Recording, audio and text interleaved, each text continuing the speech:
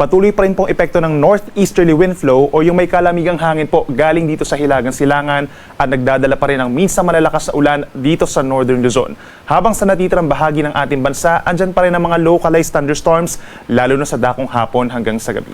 Base naman sa ating latest satellite animation, wala tayong inaasahang bagyo na papasok ng ating Philippine Area of Responsibility sa mga susunod na araw, pero patuloy yung monitoring natin for possible formations of shallow circulation or mahihinang low pressure area dito po sa may silangan ng bansa at hindi naman ito inaasahan na magiging bagyo sa ngayon. Ngayong araw, asahan pa rin na mataas sa tsansa ng ulan dito po sa may Cagayan Valley, Cordillera Administrative Region at lalawigan ng Aurora dahil pa rin yan sa northeasterly wind flow.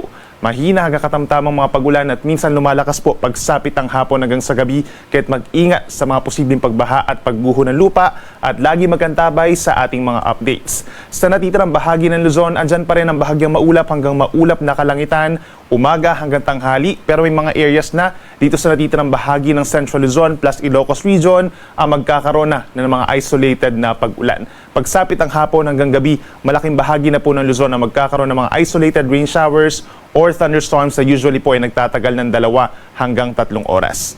Temperature natin sa Metro Manila mula 25 hanggang 32 degrees pa rin, habang sa Baguio nananatiling malamig from 17 to 22 degrees Celsius.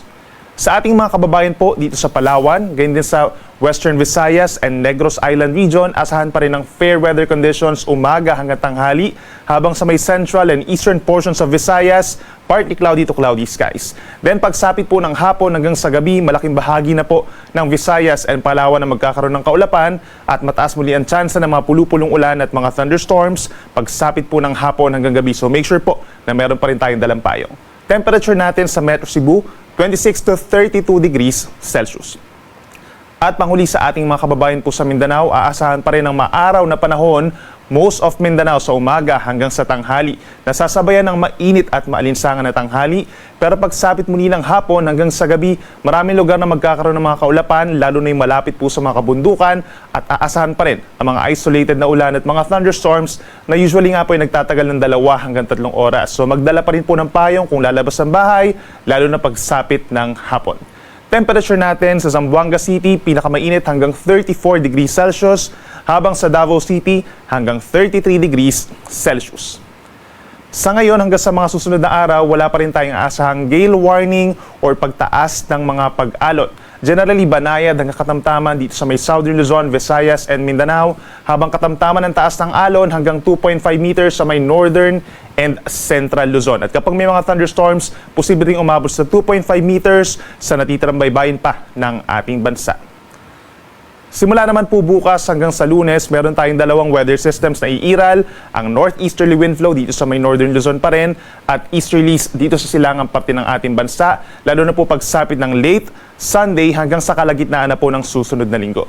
Mataas ang tsansa ng ulan dito sa may Northern Luzon, kabilang ng Cagayan Valley, Cordillera Region and Aurora over the weekend, habang pagsapit naman po ng Sunday hanggang sa Monday, mataas ang tsansa ng ulan sa Cagayan Valley, pababa ng Aurora, Quezon hanggang sa ilang parte po ng Bicol Region dahil naman sa easterlies. Yung mga hindi natin nabanggit na lugar, kabilang ng Metro Manila, makakaranas pa rin ng bahagyang maulap at madalas maulap na kalangitan pagsapit po ng hapon at meron pa rin tsansa ng mga pulupulong pag-ulan or pagkidlat, pagkulo. Sunrise po natin ay 5:47 pa rin ng umaga, sunset 5:39 ng hapon.